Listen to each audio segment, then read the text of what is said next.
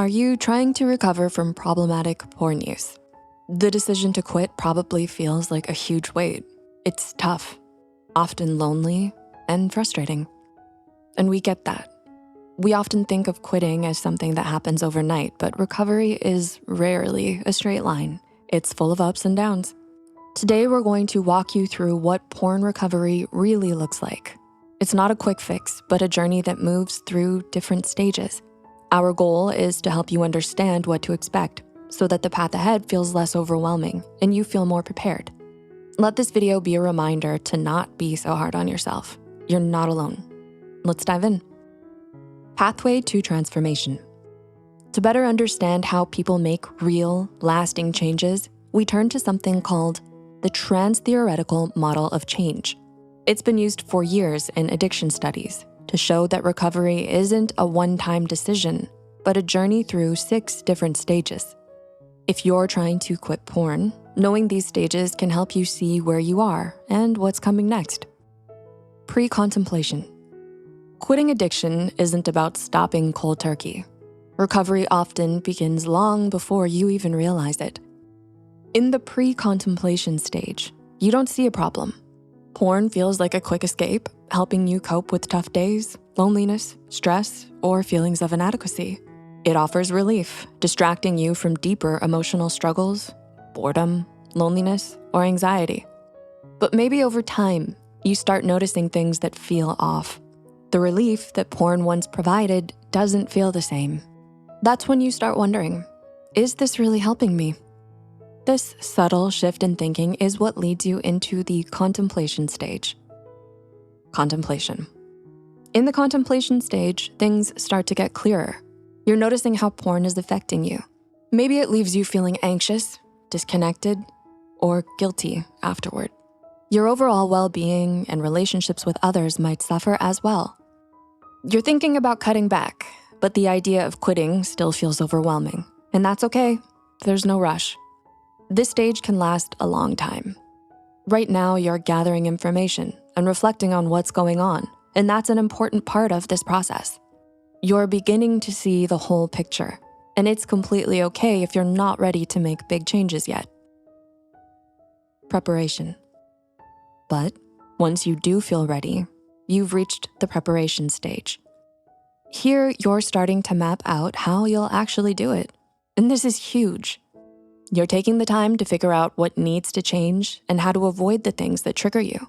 Many times, triggers are all those lonely, anxious, and shameful emotions. And in today's digital age, erotic content is all over the place. And that's why it's totally okay if preparation takes time. This is about setting yourself up for success, not rushing into it. Every step here counts, and this process is all about finding what works best for you. Action. After you've prepared yourself for the next big step, you're in the action stage, and this is where the work happens. You're taking real steps, whether it's blocking sites, reaching out to a therapist, or joining a support group. It can be a stressful time, so having a solid support system is very important.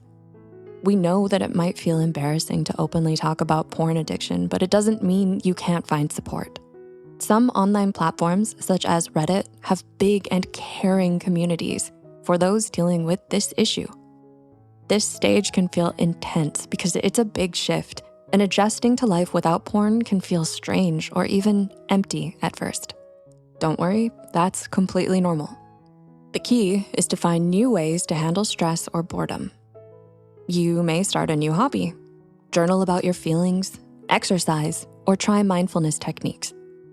Once you successfully use those coping strategies, celebrate your success. You've made it this far, and that's something to be really proud of. Maintenance. In the maintenance stage, it's all about sticking with the changes you've made. You've built new habits, and now the focus is on keeping them up. But this can be tricky, especially when life gets stressful or old habits start calling you back. It's important to stay mindful of your triggers and lean on those new coping strategies you've been practicing. And now that you've managed to abstain from watching, you might be feeling so relieved. Maybe you notice boosted confidence, increased happiness and motivation, and less anxiety and stress. Every day you maintain this progress is a victory. Relapse. Sometimes relapse happens, and when it does, it doesn't mean you failed. It's just part of the process. We know it's not easy, and some studies show that your brain on porn is similar to those who are dependent on substances. And that's why this journey can have setbacks, and it's important to remember that this isn't the end of the road. Relapse is a chance to learn what didn't work and try again, maybe with some adjustments. What matters is that you keep going. You've done it before, and you can do it again. So which stage do you think you're currently in? Share your thoughts if you're comfortable in the comments below. And don't worry if you occasionally find yourself slipping back to a previous stage or feeling stuck. That's all part of healing. What matters is that you're making an effort. We believe you can do it. Thanks for watching and take care.